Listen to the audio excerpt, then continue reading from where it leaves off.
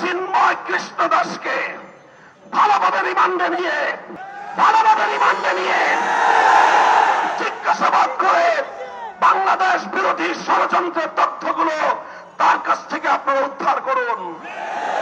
শেখ হাসিনা তাকে কত টাকা দিয়ে তার সন্ত্রাসী বাহিনীকে দেশের বিরুদ্ধে লেলিয়ে দিয়েছে সে তথ্য উদ্ঘাটন করুন। ভারত তাকে বাংলাদেশের অখণ্ডতা ধ্বংস করবার জন্য কিভাবে উস্কানি দিয়েছে, কি তাকে মন্ত্র দিয়ে বাংলাদেশে বারবার পাঠাচ্ছে, সেই তথ্যগুলো উদ্ঘাটন করে জাতির সামনে আপনারা বাংলাদেশ বিরোধী সকল অপশক্তির মুখোশ উন্মোচন করে দিন। সংগ্রামী সাথী ও বন্ধুগণ, সর্বশেষ আমাদের দাবি হলো শহীদ সাইফুল ইসলাম আলিফ হত্যাকাণ্ডের জন্য প্রত্যক্ষ এবং পরোক্ষভাবে যারা যারা জড়িত অনতিবিলম্বে তাদেরকে আইনের আওতায় এনে দৃষ্টান্তমূলক